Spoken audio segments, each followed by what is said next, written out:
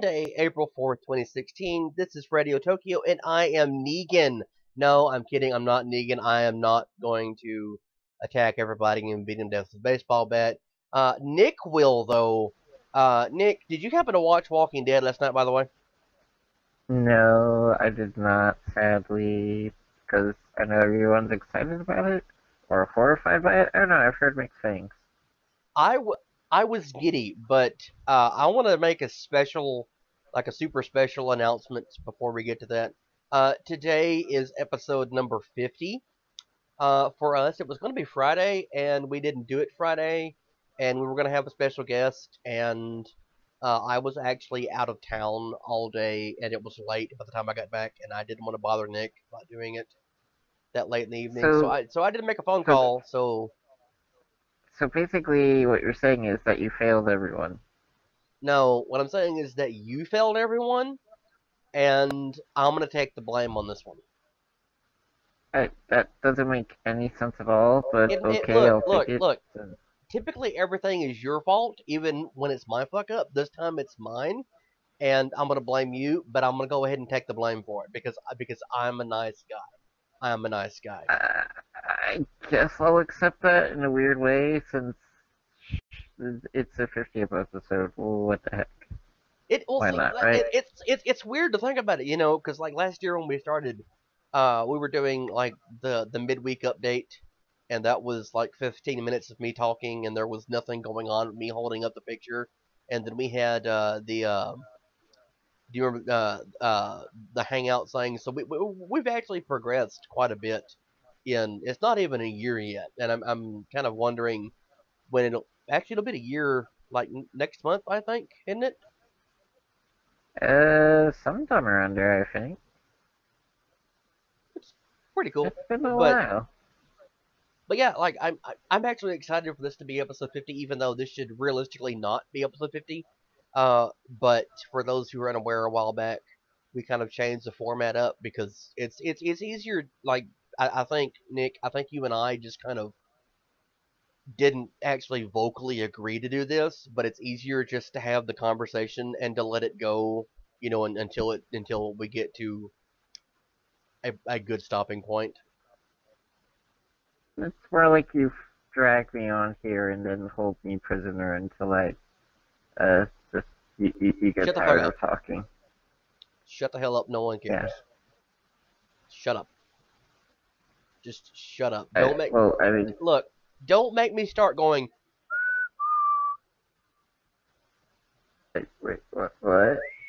What are you doing?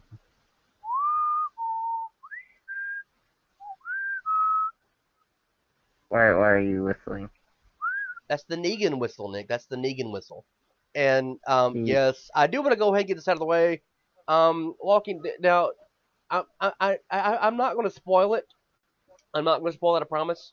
Not just because you haven't seen it, Nick, and not because we might have someone watching who hasn't seen it, but because I actually promised my mom I would not talk about this. But if you want to go and look in our podcast history or episode history, rather, you'll see at some point in time. I don't remember what episode number it was. I should probably go look it up myself and take a note of that, but I'm not going to because I'm lazy.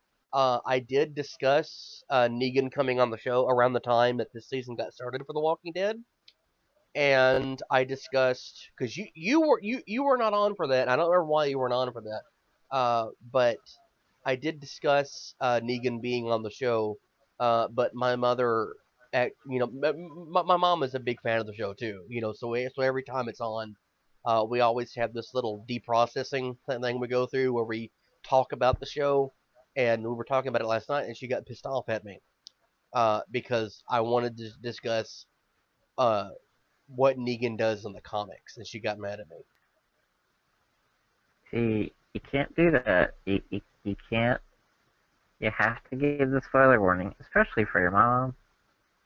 I mean, it's just common courtesy. Well, see, here's the thing. Okay, here's the thing. Fuck it. Okay, I'm sorry. Hashtag spoiler warning. Just be prepared here. Talking about Negan. Spoiler warning. Um, You just said you weren't going to talk about him. well, I lied. I lied because See, see, Well, see. no, look. Okay. Like I said, I spoiler warning. apologize to John's mom. I apologize. No. Okay, look. Here's the thing. She refuses to even have a conversation with me about it. Okay, but I'm gonna go ahead and say here is, and again, spoiler warning.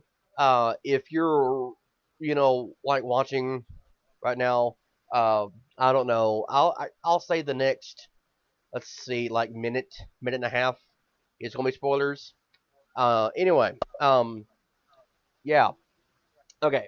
What happens is Negan beats someone to death with a baseball bat that is wrapped in barbed wire. The baseball bat has a name, and the baseball bat's name is Lucille. Sweet, beautiful Lucille got to taste someone in the main cast flesh last night, and no one fucking knows who it is. Not even the people who are on the show know. It was not decided, and that's kind of interesting. Typically whenever they have someone die in the main cast, you know who it is, right? Right. So no one knows who Yeah. Negan killed last night, okay? But in the comics, and this is where the spoiler comes from, in the comics, he actually beats Glenn to death with Lucille.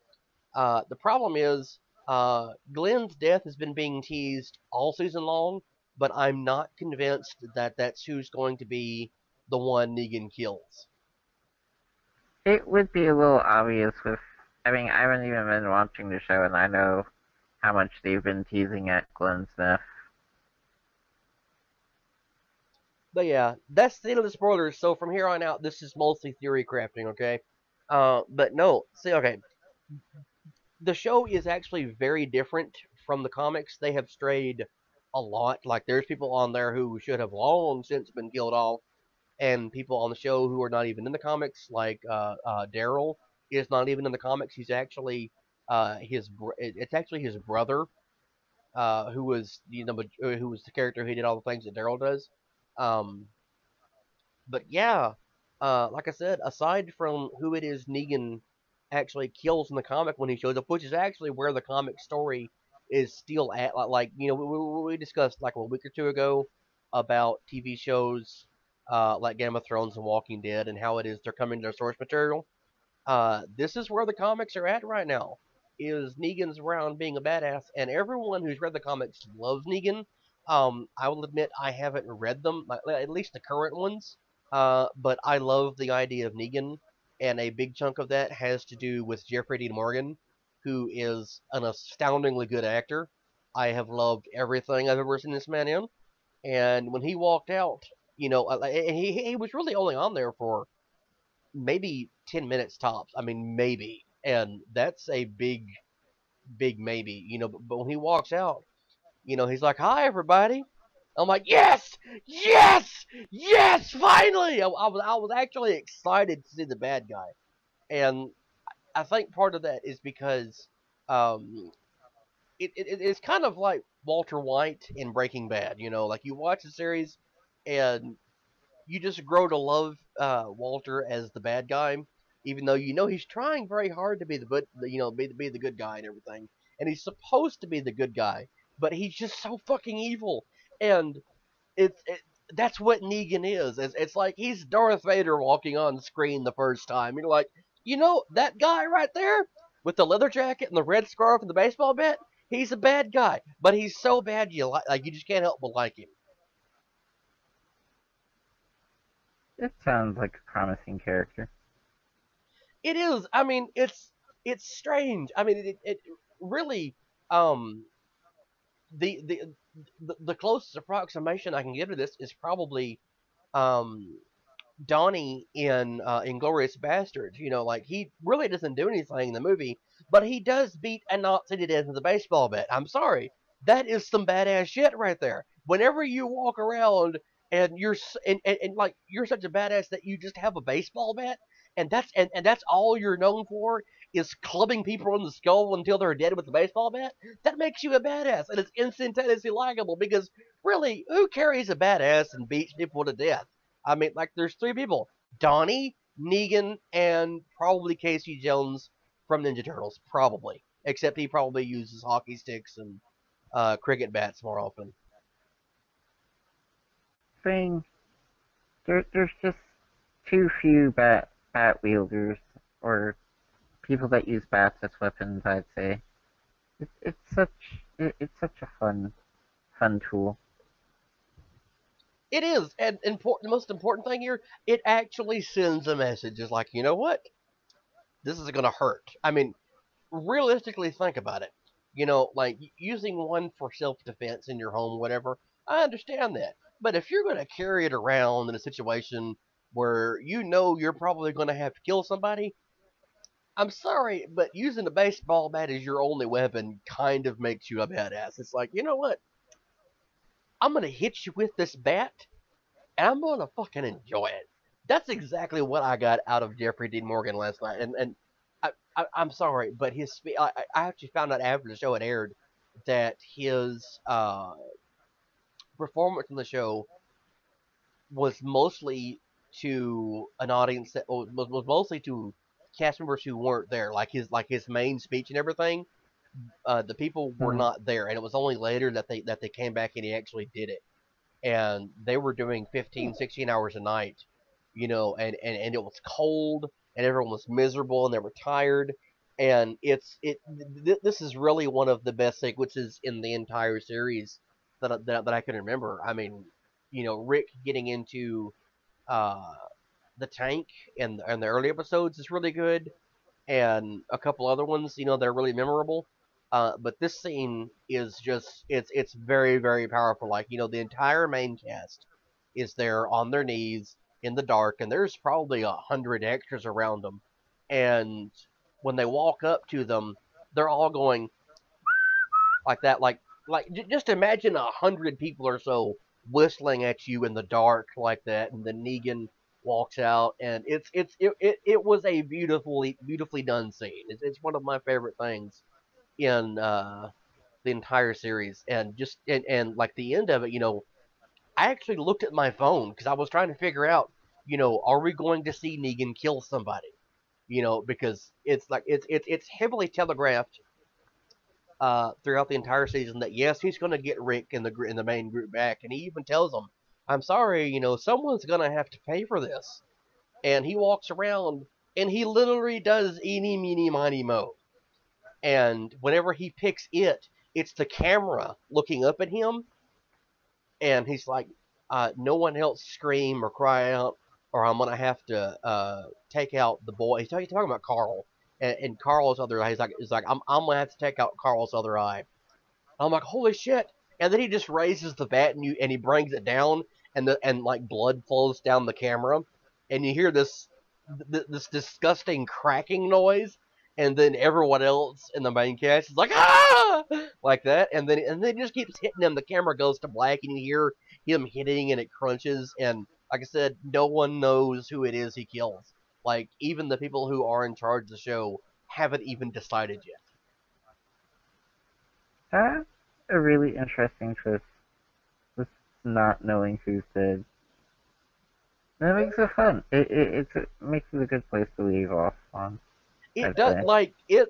It's the best cliffhanger I've ever seen. Like, uh, honestly, I don't know any cliffhangers on TV that, well, other than who shot Jr. or something like that have this kind of impact. I mean, like you've literally seen someone. Well, you've been in like a point of view of someone getting beaten to death with a baseball bat, and you don't know who it is, and no one on the show knows who it is. Like it hadn't even been decided yet. It probably will not be decided until uh, this coming fall when the show comes back. Like that's probably going to be the only point in time anyone knows. So we're looking at 6 months or more of no one having an idea of who dies. Yeah, I mean it's going to be. It's pretty cool. It is, and see, I I think I've mentioned this before, but last night was also the season finale for Shameless. And episode for episode, Shameless has actually been better than The Walking Dead has. I mean, and I don't just mean, individual storylines. I mean, Shameless this season is, well, this season was, it was season like 5, 6 now, I think. This was probably the best season of all. And it just left in this horrible, horrible place. And Nick, I don't think You ever watched Shameless? Have you? No, I haven't seen it yet. Or seen it, no. You need to watch it. You need to watch it. This is the best work William H Macy's ever done. Seriously, dude, it's fantastic.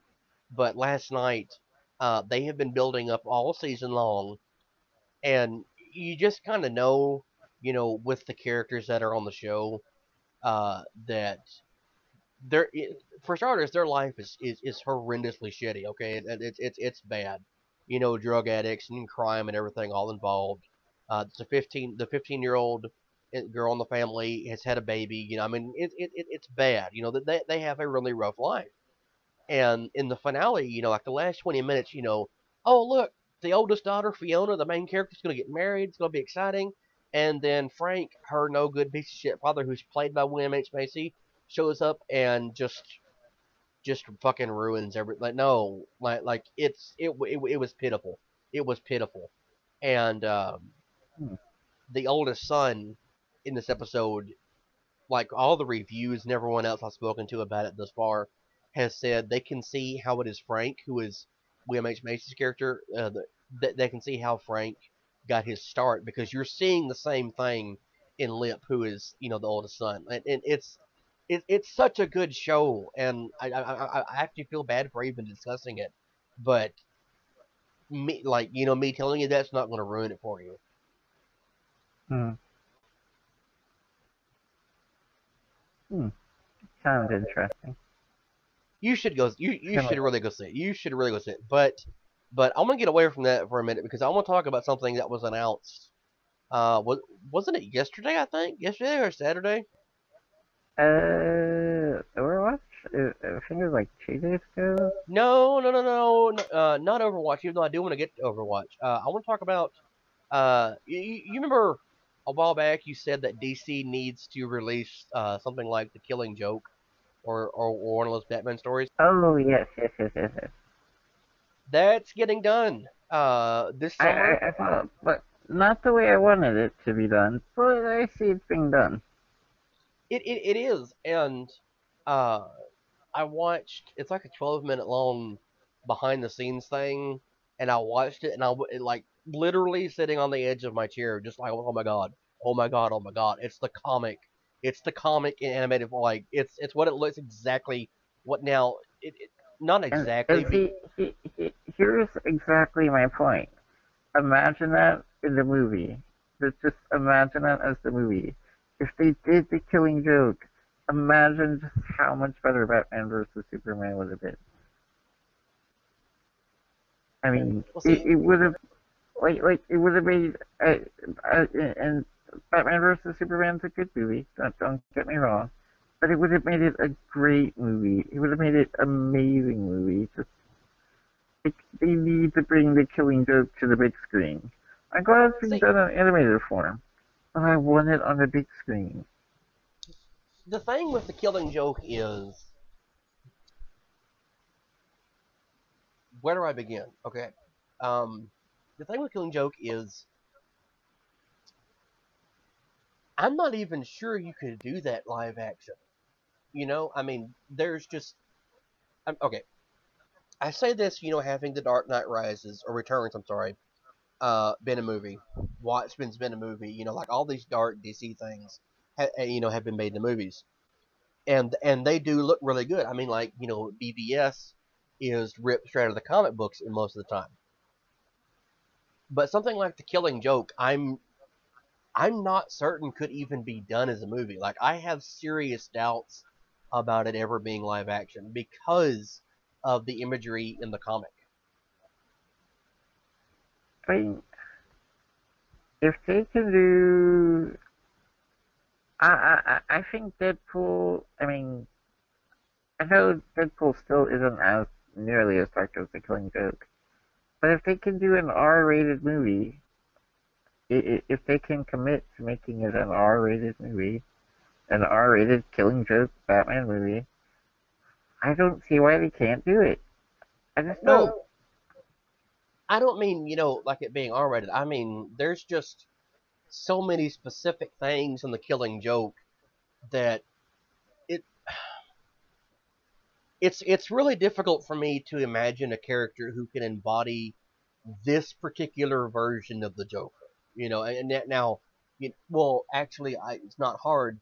But Heath Ledger's dead. I mean, and this is not to say anything bad about Jared Leto. I'm sure Leto's going to be amazing. Uh, but as far as carrying over just this pure living insanity for what for the Joker's point in time, I kind of see that being Heath Ledger. I mean, I really do. But I just don't think that it's going to be possible to find someone to portray. Sure, get Ben Affleck to be this Batman. That's fine. I'll go along with that. I can get that. But just casting, the Joker specifically for this, I'm not sure is something that can be done. Like, that's a I, very tall I, order. I have a serious question for you. What about Okay. if we put Mark Hamill as the Joker? Um, he's voicing the Joker in this. Does that count? No. I mean, in the live action movie, what if he was the Joker? I'm sorry, but I don't see elderly Luke Skywalker being the Joker. Well, why not? I mean, the Killing Joke, it's an older version of the Joker. It's not like it's a young Joker. It is. It is an older version, but it's not as old as the one in Dark Knight Returns, which is a very, very old man. But Even, well, I no, mean, okay, but they're okay, not okay. using that Joker anyways. Actually, that's going to be okay. If you look at the character design, that's basically the Joker we're getting for Suicide Squad. Which, by the way, perfect point in time to mention this. Suicide Squad is actually getting some serious reshoots done because the fans are not too happy with the fact of the statement being made that every joke in the movie is in the trailer. Yeah, and this goes back to what I was saying about Batman versus Superman. Also, because or rather, what a lot of people have been saying, maybe not me specifically when I was talking about it, just that the universe they've made is just so dark and joyless, and that's fine for a Batman movie, which Batman versus Superman basically is, as we've both said. But uh, D, DC comics are not supposed to be void of joy or fun. They're supposed to at least be a little bit of fun. So Well, I see, think okay, that look, this is not to trash DC because it's not that Marvel has never done this, but DC is yeah, actually very bad about their version of fun in the comic books tends to be overly sexualized women who don't realize, like for example, Starfire. There has been a lot of problems among comic fans with Starfire, especially since the New 52 relaunch, and because it's she's been just an a interesting debate over Starfire because some people argue that her sexuality is a good thing, and some people argue that she's just fan service for all the boys. And well. See, I kind of think she's both. I mean, now I totally get the argument, that she's liberated sexuality and everything, but see, here's the thing: the way it's presented, she's not even aware she's a slut. Okay, she's not even aware of it. It's weird. It's like she sleeps with everyone, who comes onto her or comes into her, and I'm bumps. But no, like really, she sleeps that around. was a terrible dude. That It was it it terrible. it, it was a killing joke, but I'm bumps. But no, but no, Oh really, god. Oh really, god. really, the way that she's set up in the comic books is, like I said, she's an unaware slut. Now I'm not saying that. Yeah, I'm not saying slut to be a bad thing here, and I'm not trying to, hashtag slut shame or anything. I'm trying to state the fact that she's seemingly unaware. She has big tits and that she has a nice ass and that she's beautiful. Like it's like, oh, I'm just here, ha ha. Ha.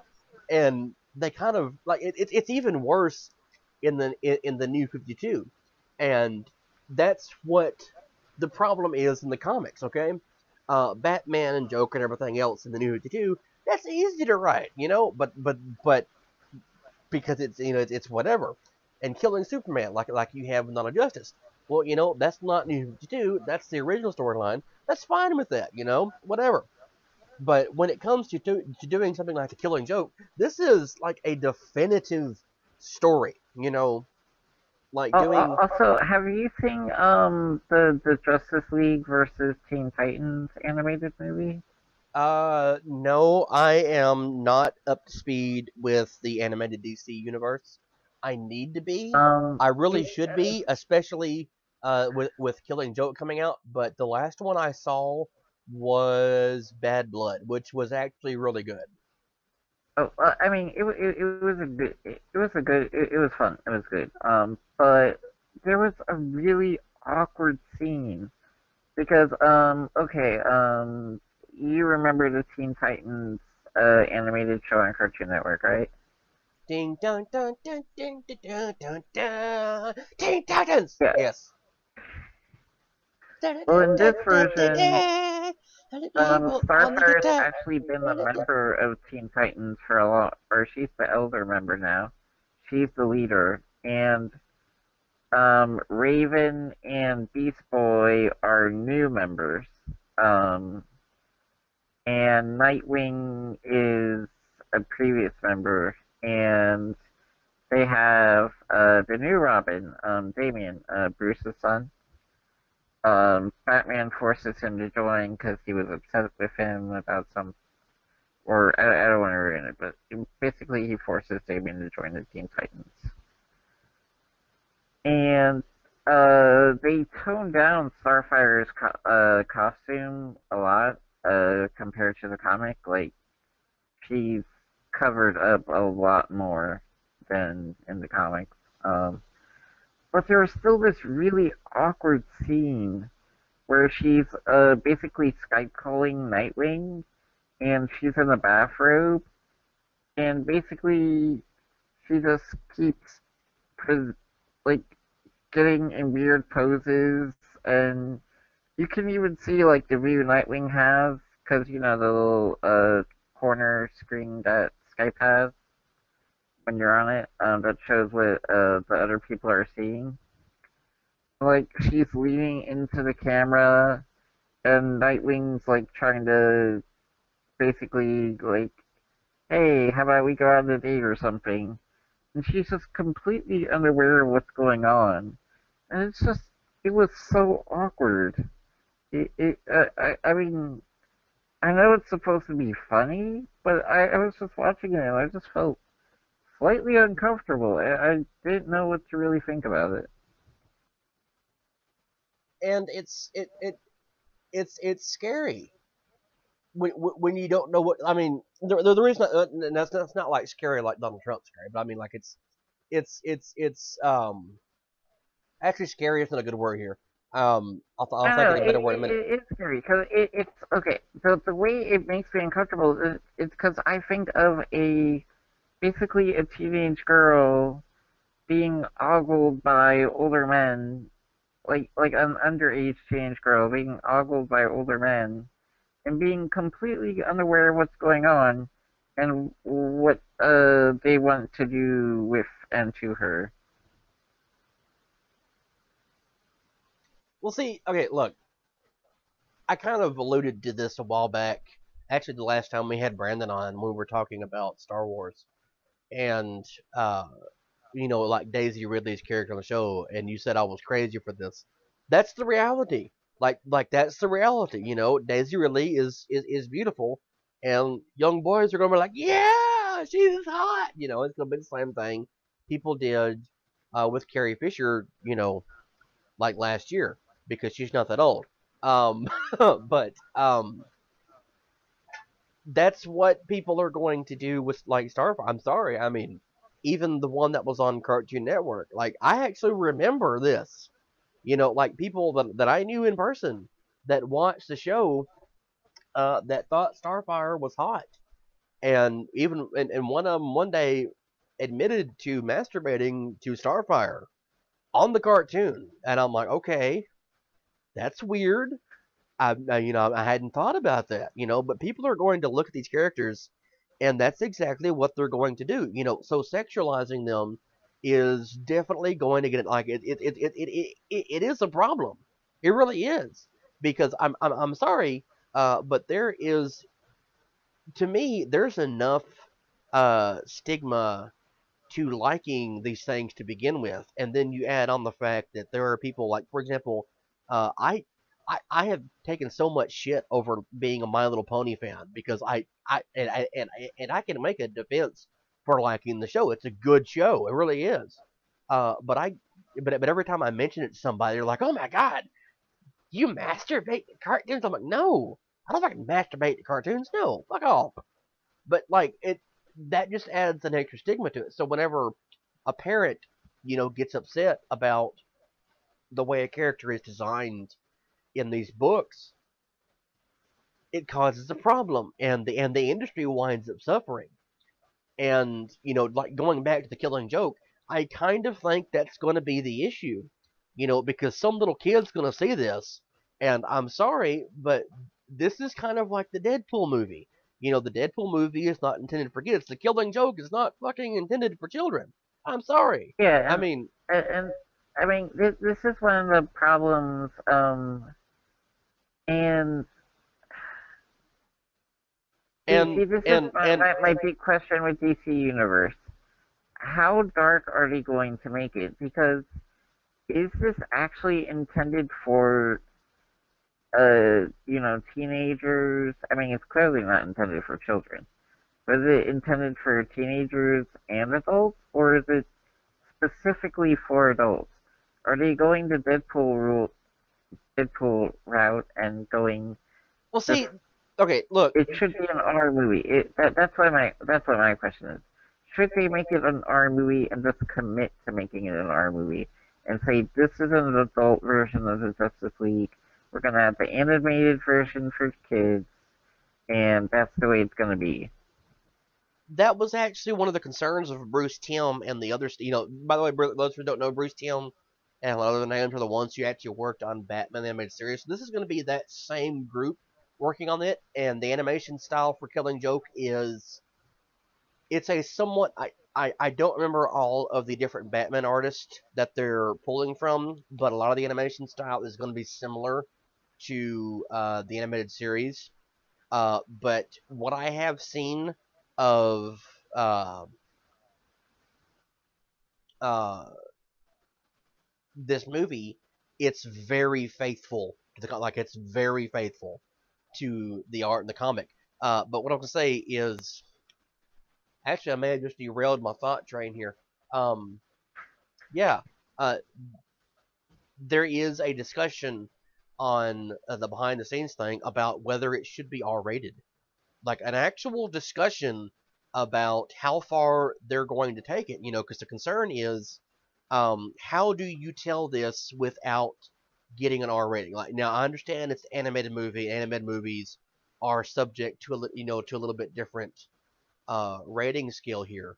But realistically, how do you make a comic book movie that is R rated and is animated? Because the animated ones are going to be popular with kids. Like how the fuck do you market this? Is basically what they're asking. And honestly, really, granted, they could get away with the PG-13 rating in today's world, but if this were being made, 20 years ago, whatever, it would have to be R-rated. Like it's actually that violent, and I don't think the average person, who's a Batman fan or is a comic fan to begin with, is aware of how violent the Killing Joke actually is. I mean, okay, for one, you have the flashback sequence to the Joker.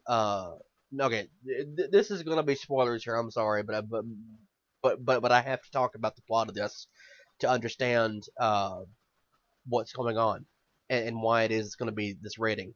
The plot basically is it's a flashback to the Joker becoming the Joker, and he is okay, the idea of this is the phrase one bad day. Okay, one bad day. Just keep that in mind.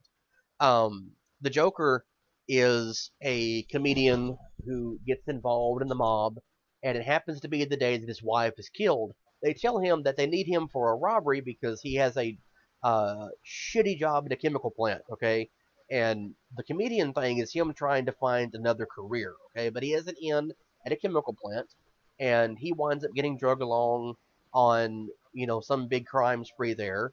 And lo and behold, Batman stops them. Batman sees him, runs past him, accidentally knocks him over into a vat of chemicals, and the one bad day continues because essentially this person dies, and his wife is dead, and he comes back, his skin's bleached, his hair's green, and he's insane. Okay, and that's what starts the whole crime spree for the Joker. Um, this guy was also the first Red Hood, committing low level crimes. I mean, like literally one bad day for him is just fucks up his life. Okay, and you can compare that to Batman himself. Bruce Wayne's parents being killed when he was younger. That was a bad day. That was a very bad day. And every day after that, he's gone on to become Batman. Okay, so the Joker's point in time has actually figured out pretty much who all these masked people are. It he's actually figured it out numerous times in different stories. But the reality is the Joker does not care. Like he doesn't care that Batman is Bruce Wayne. He's never going to go after Bruce Wayne because he realizes that Bruce Wayne is actually the mask for Batman. Okay, it's not the other way around. So if anyone ever tells you that Batman is really Bruce Wayne, yes, except it's actually that is there. Anyway, what I'm getting at is the Joker decides to fuck with Batman. And the way he decides to fuck with Batman is to give him one bad day. Surprise. So he does that by trying to ruin Jim Gordon. So he kidnaps him, beats him, molests him. I think his little helpers actually do rape him. I don't remember. But he completely fucks with Jim Gordon.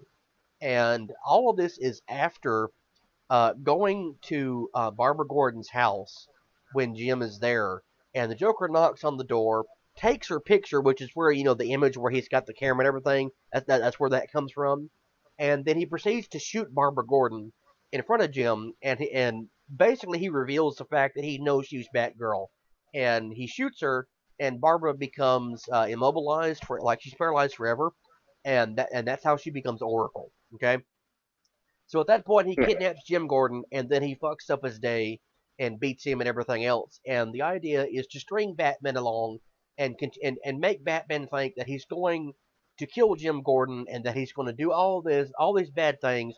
And at the very end of it, Batman captures him, and they have a conversation in the dark. And the Joker tells him a joke, and there's speculation of whether the comic just ends or Batman actually snaps the Joker's neck. Okay.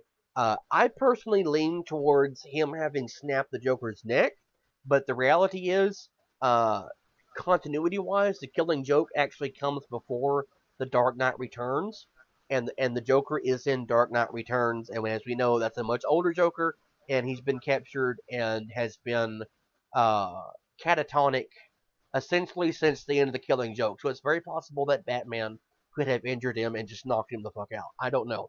But anyway, that's the storyline. And in the whole thing, there is some seriously violent shit that goes on. And the Joker is unlike any Joker we've ever seen. I mean, Heath Ledger's Joker is probably the closest we can come in a realistic setting to what the Joker is in Killing Joke. it would. It's such a good story, and I just I know it'd be really difficult to bring it to the big screen, but I really want to see it on the big screen. I'm excited that it's coming to the animated series, but I want, I think that should have been the first Batman movie. I really do. Like, if you're gonna set up this really dark universe and, gritty universe, that would have been the perfect introduction. That would have set the tone so well. That would have been like, okay, this is why Batman is the way he is right now. Well, see, that's Like, why that's why I think the allusions to these events are in Dawn of Justice. I mean, if you know the comics and you know what's happened before, you can kind of pick up on what's like. For example, having the Well, Robin costume. I get that, but like, I guess I'm thinking for people that aren't aware of the comics and aren't aware of, the Killing Joke and, all the other things. Like, I just think it would have been a much better storytelling process if they did it that way. It would be cool, but at the same time, um, I'm Plus, actually I also think they should have gone with an R rating for Batman versus Superman. Just me I'm personally. I'm actually secretly hoping that the standalone Batman movie is actually uh something like the Killing Joke. I mean, that would be weird, to think that this is being shown after the Justice League, the initial Justice League movie. But I think it would be cool to do that, like to have that be that, and the whole Like, purpose I of the mean, movie, like the whole purpose of the movie be, okay, for example, Wonder Woman's movie. Okay, we know that Wonder Woman's standalone movie is going to be a lead up to the events of this movie. It's already announced to be that. And if you look at Man of Steel, that is essentially a lead up to Dawn of Justice. It's like it, all of it, this, it, all of this stuff happened in the past, and here's your understanding. And in that respect, if that's it's what they a wind up doing, weird, it's a weird setup to tell the story, though. It's like, I, I mean, I get prequels are fun sometimes, but it'd just be weird to have all these movies as prequels. Like, it's a Flash is basically a prequel, and Aquaman's basically a prequel. It'd be really awkward to have all these prequels to set, that just lead up to the movie that we've already seen. it would, but I think that might be the only way they can possibly do that. I mean, really, like I said, there is precedence for it in the Man of Steel. Now, granted, Dawn of Justice is 18 months after that, so you're having, this has kind of happened, but we're talking about a pre-established universe. So either we're going to go with some new kind of storyline, or we're going to have something that establishes Batman and Wonder Woman as being who they are. And we already know with the Wonder Woman movie, this is going to be something that's going to show the lead up to Dawn of Justice. So why not go ahead and do that with Batman? Why not have Batman, for example, talking to Wonder Woman and Clark Kent, because we know Clark Kent's coming back. We know Superman's going to not really dead. So why not have Yeah. him explaining, to her, this is what happened. This is why I am the way that I am. And I think as weird as that would be, I think that might actually work within the context of the animated universe. I mean, sorry, the cinematic universe that we're I mean, looking at for DC. I agree with you that I feel like they need to do that, but I just think I think they did a terrible job with the storytelling. Like, I get what they wanted to do. I think it was a generally good idea. I just think they executed it really badly because I think if they just reversed the order, if they showed the Wonder Woman first and did the Batman Killing Joke movie, then, I mean, the Flash isn't really as big of a deal because he wasn't really a big part, and Batman or BVS or, Aquaman's not really a big part, so I can understand them getting their prequels, but it just would have made so much more sense to me to have the Batman movie and the Wonder Woman movie first, and then do Batman versus Superman. It would, but I don't know. I'm gonna go see the rest. I'm one of those weird Wait, people. we're gonna see all of them. I am, and what I'm gonna say is I'm one of those weird people. The only Marvel movie I've been to see in the theater was Deadpool. But if the DC movie comes out, I'm in the goddamn theater watching it. I'm sorry, and I will actually give Yeah, money because to go see a DC you're a movie. DC fanboy. We know. We Shut know. up, shut up, shut up, shut up, shut up. But no, It's like okay. okay, okay. No judgment. No judgment. Just to give a perspective, be like my final perspective on this, exactly why it is. I think it's going to be R-rated. The Killing Joke will wind up being R-rated. Um, It, I came across an I image think it of should be. I came across an image of Donald Trump as the Joker, and that's what's on screen right now. And actually, this is not even really a segue to a point. This is not even me even actually making a point. I just wanted to reference that I saw this and I think it's great. I think, it's great and I think it's going to win all the time. And I know a guy and he's like, And it's China, thoroughly accurate. China is beating us. And sure, some comic book heroes are rapists, and sure some of them are bad guys, and sure they kill people, but I'm sure some of them are good guys. But what we're gonna do is we're gonna make DC great again. That's a terrifying, terrifying prospect. Yeah, it is, but but like honestly, I can kind of see Trump as being the Joker. I mean, like not a enjoyable Joker, but someone is about to fuck you over and just laugh the entire time. Like it's I, terrifying. I can't. But see, to me, Donald Trump isn't funny. He's not funny, so he can't be the Joker to me. I don't know what kind of supervillain he would be, but I just can't see him as the Joker. You know what is funny? But Tracer's ass. are people just going to be obsessed with Tracer's ass for forever from now on? Well, okay, here's the thing. Okay, here's the thing. And from the last episode to this one, I've actually changed my mind about Tracer. I started looking at you remember now I said I'm not really a big fan of her gameplay style. Uh huh. I went back and I looked at it and I started trying to think about like what I could possibly compare that to, and probably a Windwalker monk or something like that from World of Warcraft. That's probably the closest thing I think of. Now I don't have a lot of experience playing a Windwalker monk, but I have tanked as a monk, so like the ultra mobility thing I'm used to. So yeah, I've relented on Tracer and her nice little ass.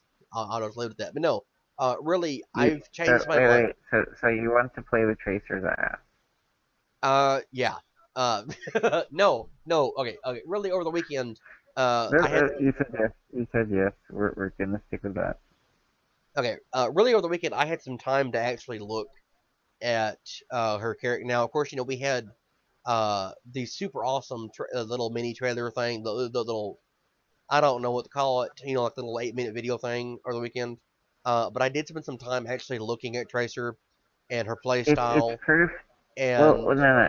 Here's what we're gonna call it. It's proof that Blizzard needs to make more movies. That's what it proves. actually, yeah, it actually does. I mean, like initially when I saw the initial announcement thing, I thought that was like a Pixar movie, okay? But just It was a Pixar movie. They made a Pixar movie. They made a yeah, movie that's better yeah, than a Pixar movie. it's like Pixar, Possibly. get your shit together.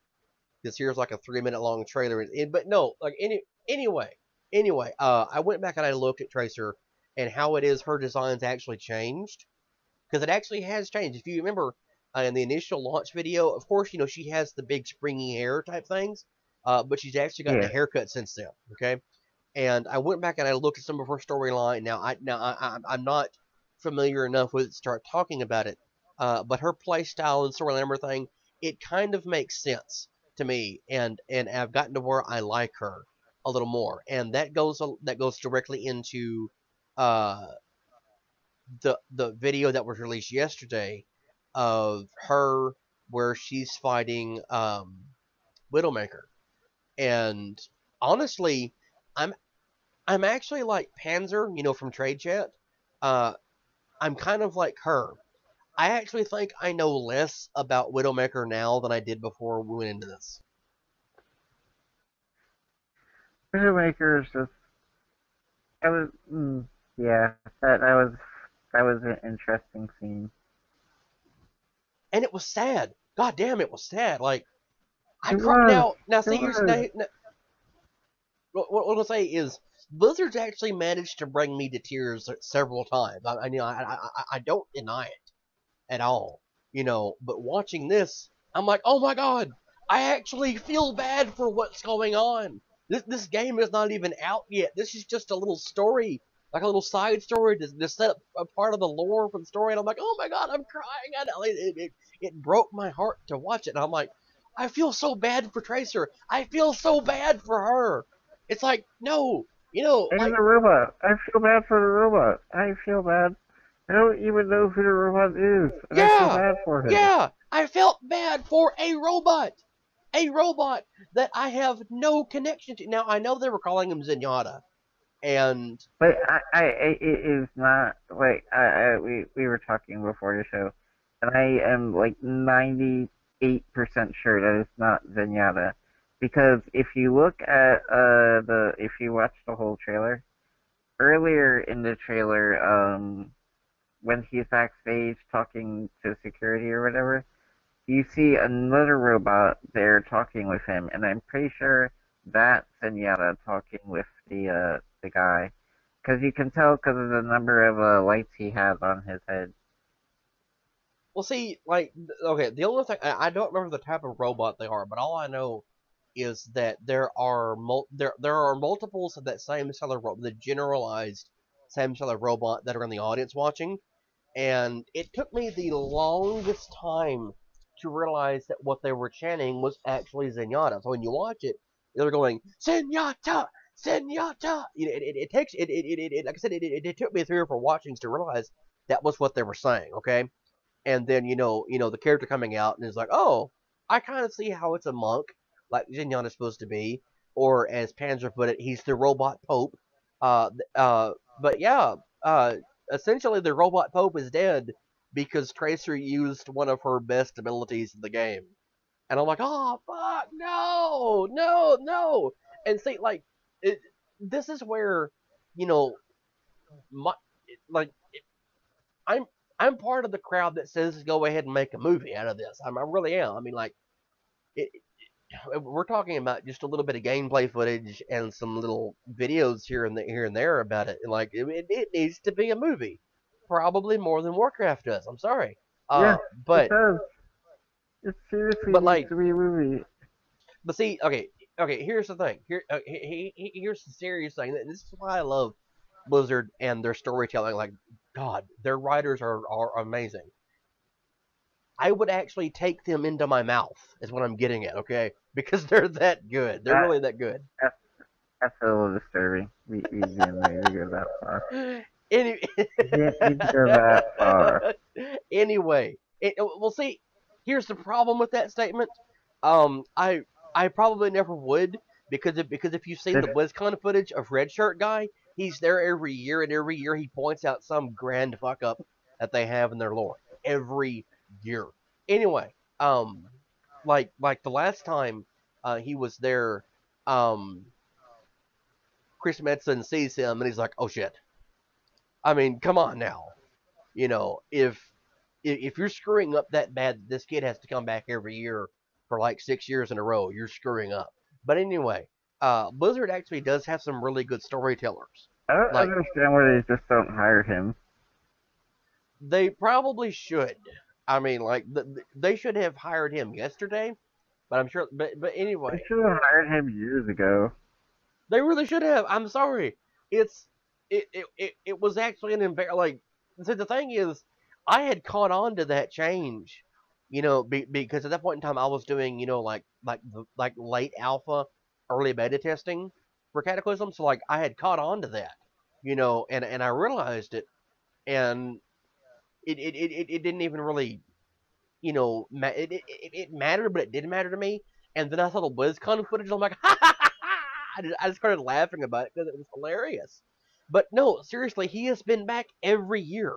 And like I said, the last time he was up there, Chris Metzen sees him and he goes, "Oh shit!" Because they're in trouble. They're in trouble because they have these inconsistencies in their storyline, and it's why I I wish they mean, would actually give Novel, uh, the European guy who does lore videos on YouTube. I wish they would give him a job to keep their shit in order. it's understandable with the size of the lore and the number of writers they have and all that type of stuff. But at the same time, they could easily hire just one or two people to, check on these things and. At Make least they're sure the not war full of passes. plot holes like the 1980s Transformers cartoon was. I mean, like one episode the Autobots can all fly, the next episode they can't. At least it's not like that. Where nothing makes sense. It's kind of like I just forgot the name of the show where the points are made up and of it. Anyway, whose line is it? Whose line is it anyway? At least it's not like that. But what I'm gonna say is Blizzard really does have some good storytellers. I mean, like they're and I'm not saying writers for a reason. Sure, they're writers, but no, they tell stories. Like they're able to craft these beautiful worlds that you can just get absorbed into and tell these amazing stories. And that's what you see in this little short video here for Overwatch. Where I almost called her Black Widow. Where Widowmaker and Tracer are fighting. Like the little story in there gets like in it like an 8 minute span. It gets you so damn involved that I even shed a tear over it. And what I was gonna say is the point where it really hits you is where Tracer realizes that Widowmaker is pointing her gun at her chest and is pulled the trigger and she's going to die. So she does her little blink thing, where she gets out of dangerous way, and then the bullet hits the not, and then the bullet hits, the Zenyatta lookalike or whatever the hell he is and kills him. I'm like, oh my god, it just happened. Wild Blizzard. And there's this moment after it's over with where Tracer realizes what's gone on, and it's like there there's an actual message in that. It's like, every action you take actually has a reaction. It's like personal consequences, and responsibility and stuff like that. And I'm like, holy shit, they're actually teaching something about what's going on, and instead of just telling a story. Yeah, I mean, it, it, it's one of those things at the same time. It's like, there's no way she could have known that was going to happen when she did it. But at the same time, she has to feel responsible. Like, she should have taken the bullet at the same time, even if it killed her. Like, afterwards, she feels guilty. I I generally think with the way it was written that Tracer, realized what had happened. No, I mean, that's kind of stupid because she knows what happened, but I mean, No, no, I it's mean, like, it's it, it, during, it's heartbreaking. like, when Widowmaker was aiming at her, I'm pretty sure she didn't know that if she blinked, that, the robot would die. That's what I was saying. I know, but I mean, like, it's a definite. Like I said, it's a definite moment where you realize, that it hits you really hard, and pun Mhm. unintended, but it hits you like right in the heart, really really hard. It's because you see, just the way Tracer's animated, you see the look on her face. It's like, and it's like, oh no, no, no, no, no, no, no, he's not supposed to die. And I felt bad. Like I actually felt bad for a cartoon character in a video game. Oh yeah. I mean, it was heartbreaking to watch. And then, like, I want to know what's up with Widowmaker and Reaper and these bad guys, because they're such interesting bad guys. See, I actually got to think that what's going on with that is if you watch Soldier 47 or whatever his name is, something anyway. There is a video about him, and he mentions there being a rift in Overwatch, and some of the members of Overwatch actually broke away, like not just as mercenaries, but they're essentially bad people now.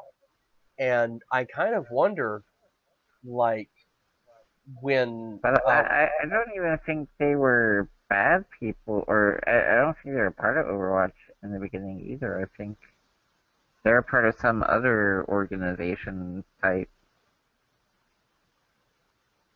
I don't know, but I kind of think that when Tracer asked Widowmaker, like, why did you do this? I kind of think that's what she was alluding to.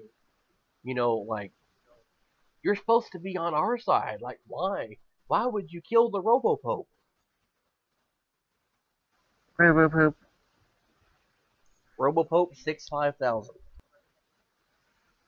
Is Pope Francis the Robopope? I want to know this. What?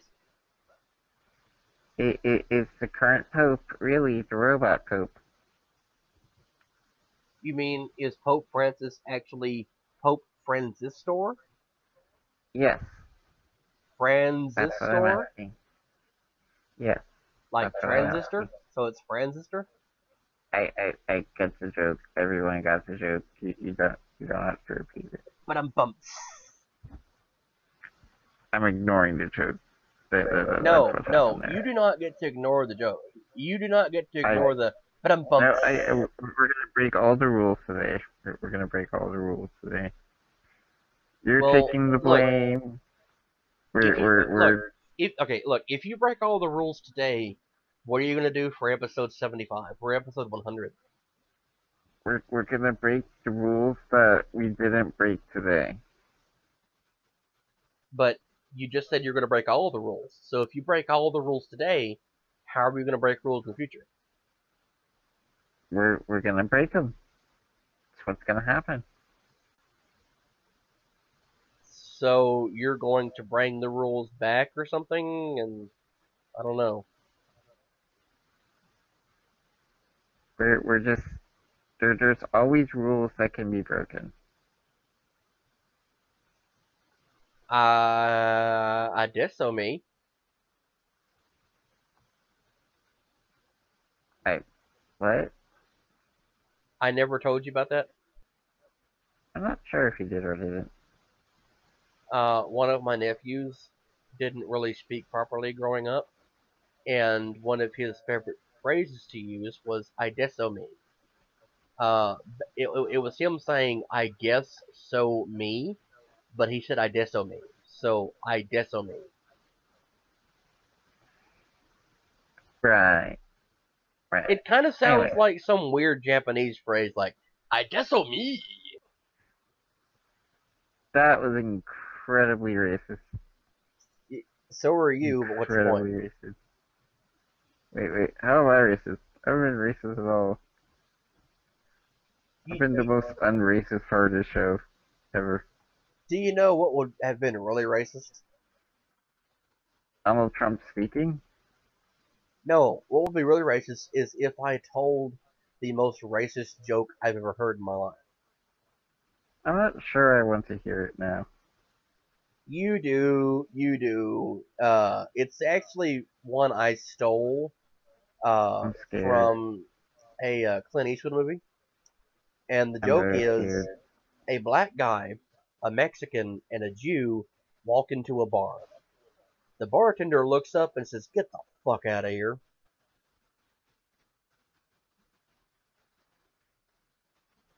That's it. Yes. I can accept that.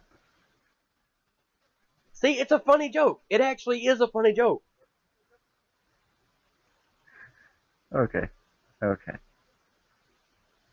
It is. Like seriously, Okay. seriously, when you think about like, well, racist jokes are unfunny. Okay, that was actually reasonably funny. I mean, it's you know, typically whenever you think of a racist joke, you think of some horrible statement, but no, it's like, look, the bartender's actually that much of an asshole to just tell him to leave.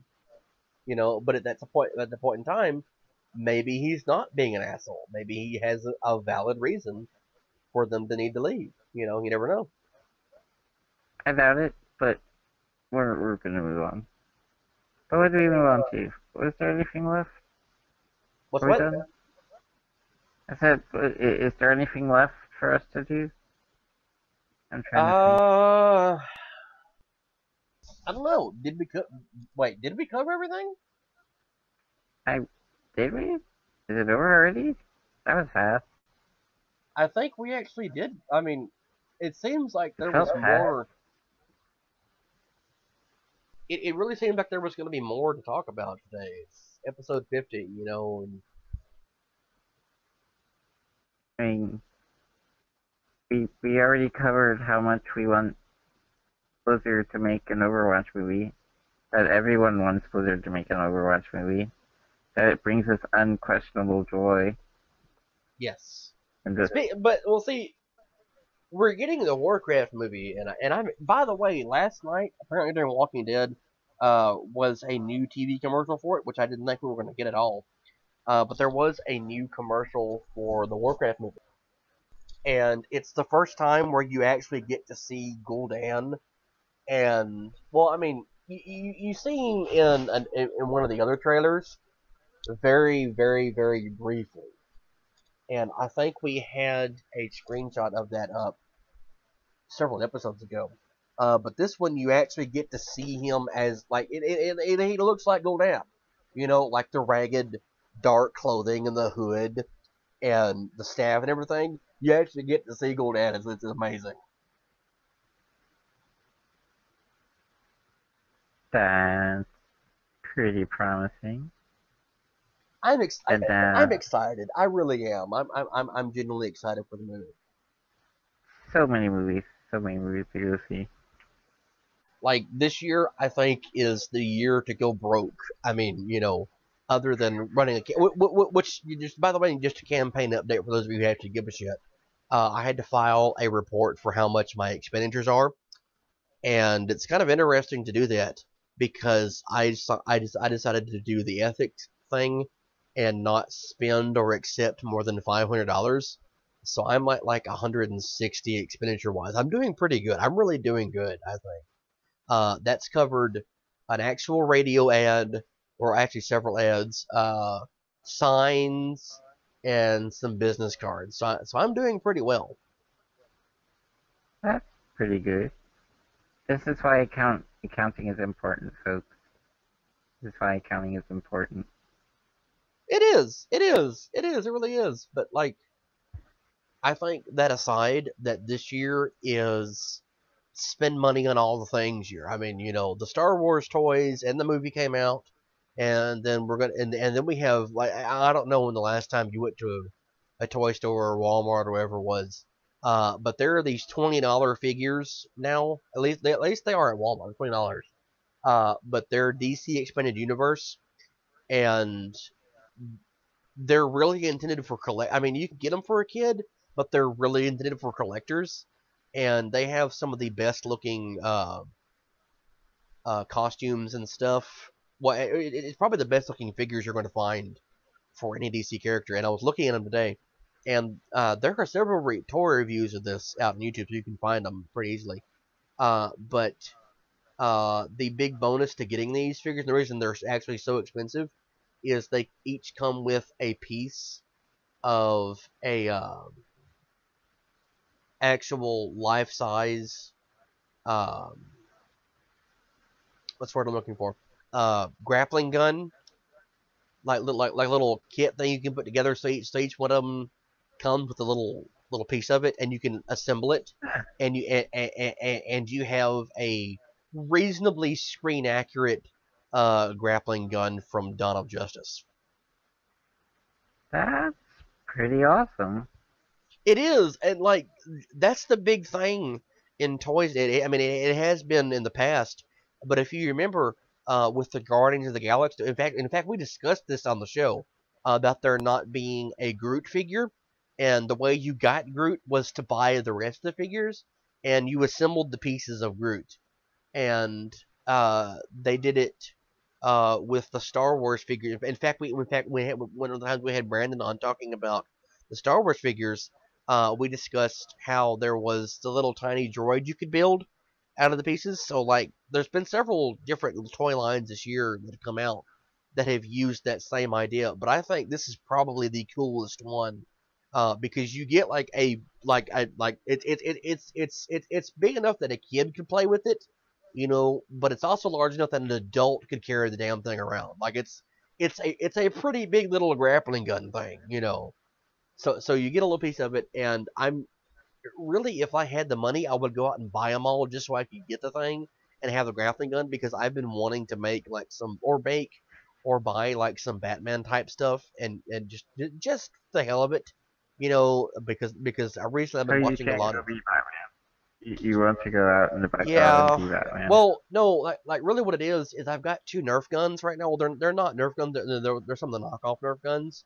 But they look kind of like grappling guns or gas guns or something like that. And I've been wanting to take them apart and repaint them, especially because like I've been on a really big craft kick. I didn't really talk about it on any time on the show.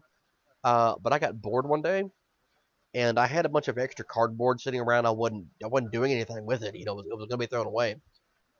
So I made a fucking helicarrier out of cardboard, and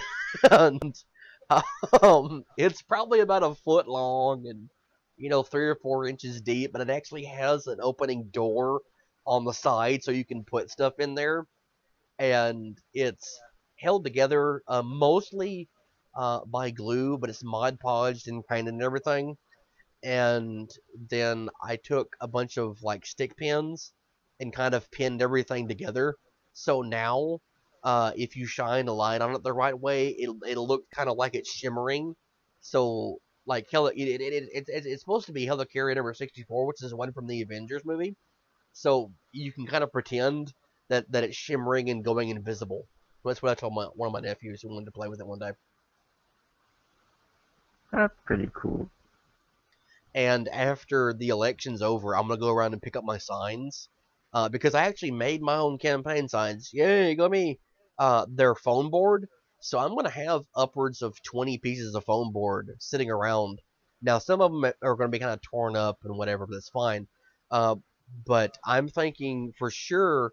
I'm actually gonna go to stormthecastle.com and print out his guideline, his template for making Frostmourne, and I'm gonna make Frostmourne, and I'm gonna make some batarangs and some stuff. I'm going to be reusing all this, like all these supplies that I've been using lately for shit. Are you gonna become the Bat Lich? The what? The Bat Lich. Maybe, possibly. Well, no, like okay. See, the Frostmourne thing is actually because I can't No, no, no. afford. You No, should like I can't combine. No, no. afford. You should combine your. You should combine those two things and become the Bat Lich. I could, but see, like, okay, look, for real, I I don't think I'm ever going to be able to afford the Frostmourne. Now, of course, if I was working regularly and I had the money, sure, I would buy it, the damn thing. But it's upwards of $1,000 as it is. Um, but I think like a foam board one that I can make, I can say, look, I have a Frostmourne. Fuck you, it's just as fine. I'd be happy with it, and I think I would actually enjoy it more because I made it. Like it would mean more to me because I actually used my own time and effort to make the thing. But Yeah. it's more or less an extension of something that I've done in the past a few times. Like I've made like a little paladin hammer, and it doesn't look like one right now because I've changed the coloring on it. But you can actually hit things with this, and it would hurt. Like and all it is foam and duct tape. That's all it is. But you could hit a person with this and probably break a bone. And there was several years ago, I took a piece of pipe and some wood and duct tape, and I actually made a shotgun. And you can operate, like the little the pump action on the bottom of it, and it's neat. It's probably one of the coolest things I've ever made, honestly. Nifty. So I'm probably gonna make some batarangs and Frostmourne and just be, the cool uncle again. Yeah. And basically, we need to title this episode "The Bat Lich." Cause Maybe you should be the Bat Lich.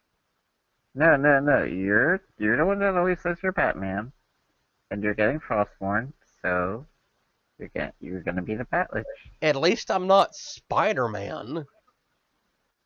That's oh no. You're not a cool hero. Spider-Man, Spider-Man. He can do anything, but he couldn't save Gwen. Boom, boom, boom, boom. Hmm. Let's see. How many people has Batman failed to save? Actually, Batman's probably killed just in the live action movies alone. Um, I actually watched a video count of this, and they only counted the ones where where someone was present and got killed. Not like a building being destroyed. So like uh the train in Batman Begins being brought down. They didn't count deaths from that because there's no way you could actually count reasonably. So there's actually something like 52 on-screen deaths caused by Batman. compared to one for Spider-Man. I don't know about Spider-Man, but this same person did do one for all the Superman movies, and they had to break the rule about counting deaths that you can't see on screen. So, like from, the Christopher Reeve one and the Brandon Routh one, kind of small numbers, but then they get to the first Henry Cavill one, and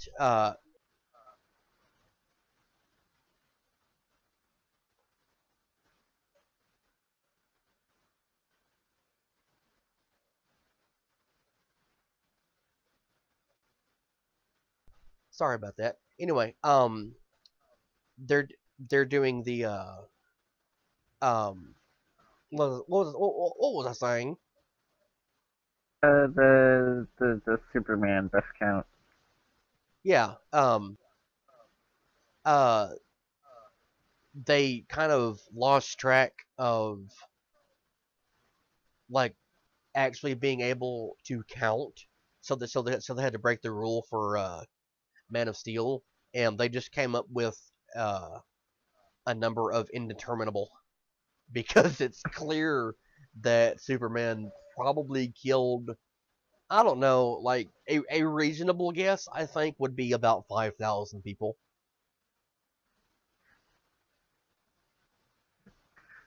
So after hearing that, I'm pretty okay with being Spider-Man. I feel like I'm a more effective hero. Well, no, because Spider-Man could not save Gwen. I'm still a more effective hero. I'm sorry. I don't know. Okay, look. Okay, here's the thing. Okay, here's the thing for me. Killing an unnamed villain or citizen or something like that, sure, I'd feel bad, but I don't have any connection to them. They're just a casualty in the way of me being Batman or whatever. But Spider-Man That's kind of failing the to save problem. Gwen, Spider-Man failing to That's save kind of the Gwen, problem. Spider-Man failing to save Gwen, I think is probably more That, important that that because, kind of makes you not a hero. I'm sorry. well, The whole Batman's point not of a being a hero. I'm hero sorry. is Batman. to I'm save sorry, children, is to but save the Batman is not a person. hero. I'm Like, so I'm so sorry to tell you well, that, but as a Batman fan, Batman is he, not a hero. well, then I mean, I don't know why he's considered a superhero then. I don't know. I mean, realistically, Batman is not a good person. People. I mean, Batman is actually bad for Gotham, and I say this as a Batman fan. You know, he's bad for Gotham. So again, I'm okay with being Spider-Man. Like you could say the Gwen thing all you want. He's a pretty damn effective hero. No, he's not. And you can look at, okay, just for example, the Amazing Spider-Man 2. How many Well, people how that's a many people horrible had to movie. suffer because of Spider? In fact, back it up to just the Amazing Spider-Man. How many people had to suffer because of Peter Parker's failure? Like the Lizard. How many people had I to deal with that shit? completely discount the Amazing Spider-Man movies. I'm sorry. I do not count them. Well, you kind of have to. I mean, like, even Actually, if I don't count them. I don't count Spider-Man 3 either. Because that also was horrible. That was amazingly horrible. okay, so let's just consider the scene where he and Doctor Octopus are fighting on the elevated train. Exactly how many people's lives did that ruin? None, because he saved them, all of them. And that's why Marvel sucks, because all their heroes do all these cool things and whatever. And they actually save people. No, DC's still better. Sorry.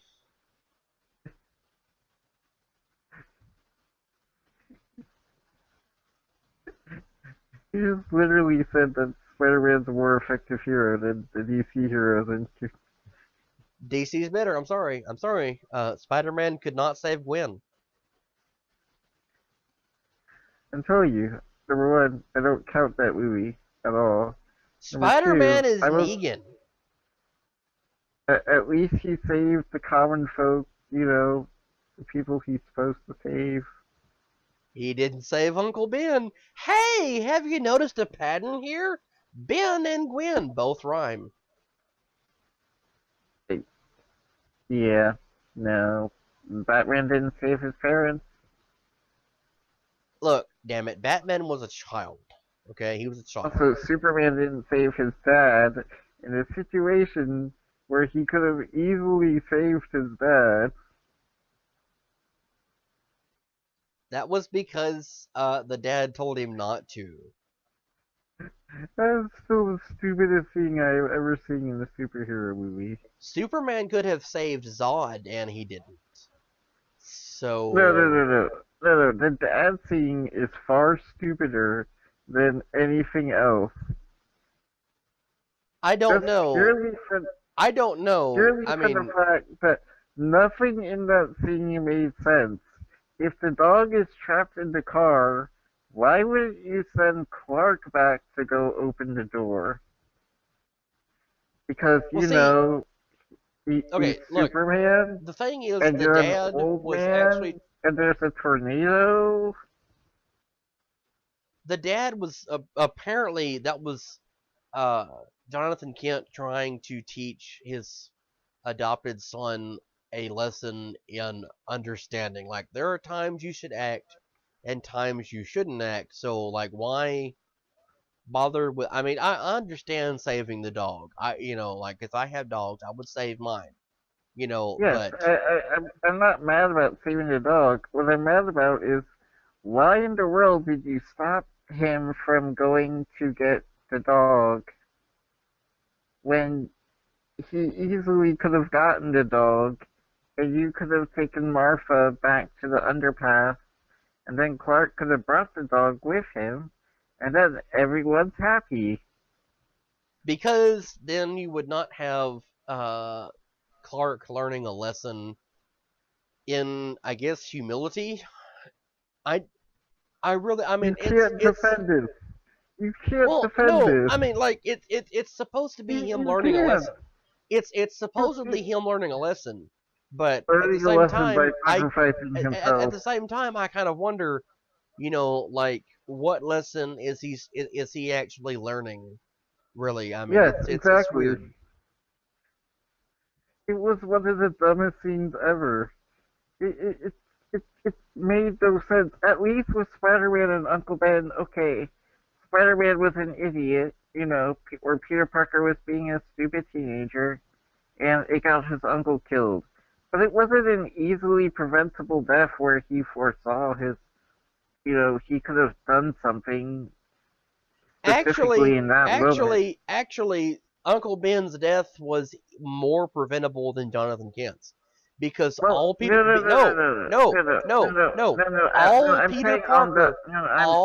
Parker had to do, all that Peter Parker had to do was be there on time. No, I'm saying all that he had. I mean, part. Well, no, Uncle Ben's part. Okay, look. No, Jonathan Kent is responsible for his own death. That's what I'm saying. Here's the thing. Here's the thing. Jonathan Kent was trying to teach Clark Kent some kind of lesson. I mean, what lesson? I would have to go back and watch the movie, but he's trying to get him to. But he's trying to get him to understand some facet of humanity here. I don't know. Because it's a complete waste. Because he ends up using his powers. Like I said, he's trying to If that was the he's lesson, trying to then he teach him. completely ignored the lesson. He's trying to teach him some kind of lesson. I'm not sure what it is. I'd have to go back and watch the movie.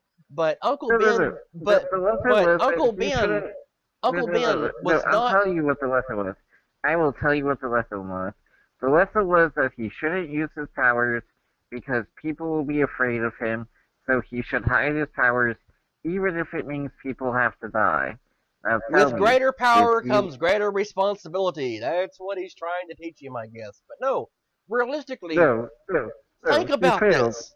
Think about this. He Think about failed. this. Okay, You look, can't look, defend it. look. Yes, I can. You Yes, I no, can. Yes, no, I can. And no. here's why. You Here's are why. trying. Here's why I can No. defend this. Okay, we'll just take the Spider-Man phrase and we'll apply that to Superman. Okay, sure. He's trying to teach him you have to be responsible about what you do and where you go because that actually does show up as a theme in Dawn of Justice. Okay, so we know that happens. You know, he's trying to teach him some. It's a weird way to make the point, but I guess it makes sense. Okay, so Uncle Ben tells Peter this No, his entire. you're not No, even no, sure it listen, makes listen, sense. listen, listen, You're listen, not, listen, you're not listen. even sure it Uncle makes sense. Uncle Ben tells Peter this his entire life, and then the one time that Peter's only responsibility is to show up somewhere on time to be picked up, he can't bother to do that. And you could say, well, in the Amazing Spider-Man, they didn't even do that. That's right. They had him be an angsty little bitch about something and storm out, and Uncle Ben went after him, and he wound up dying. But you know what?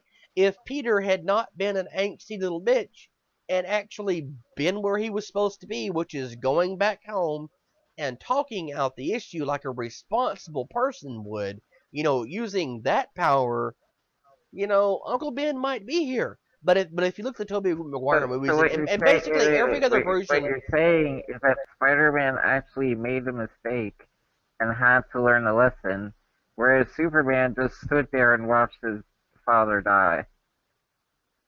what I'm saying is that yes, Peter Parker had the opportunity to learn a valuable lesson because his uncle was telling him, with greater power comes greater responsibility. You have to have humility and dignity and empathy and everything else. You have to be And aware there are Superman just stood times, there there and are going watched to his be father times where you die. will need to exercise your powers and times where you won't. And that's all, the concept of greater, because remember, we talked about this before. Spider-Man is basically a coming of age story, like it's someone dealing through, it's an allegory for puberty, okay? So the idea that Peter Parker had, the idea is that Peter Parker has to learn when to do the right thing. And the right thing at that point in time would have been, going home or being picked up by Uncle Ben when he said he was going to be there because he promised him he'd be there.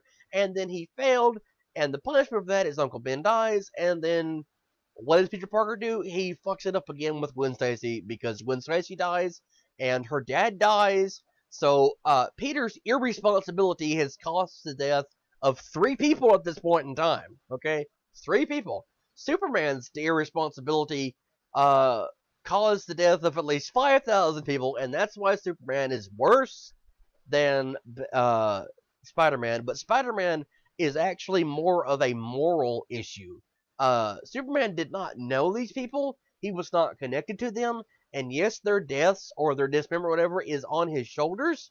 But honestly, if you're killing or maiming someone that you don't know direct, like you have an actual, rapport with, like you actually know them in your day-to-day basis, in your life, like especially when you're dating them, or they're your date's You do dad, realize you're just making this worse, or they're right? the man who raised you. I'm saying that Spider-Man's losses are infinitely more personal. They're more personal, and they're more damaging to his psyche. So, Yeah, but arguably, at the same from my stance, time, Spider-Man has actually done more by being irresponsible and getting 3 people killed than Superman did by fighting Zod. that made absolutely no sense.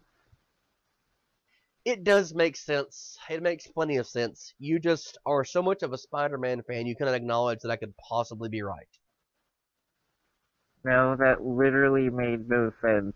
You're not even convinced yourself that you made sense. You're just No, I trying to am say that convinced, it made but sense. you know what? It's been an hour and a half, so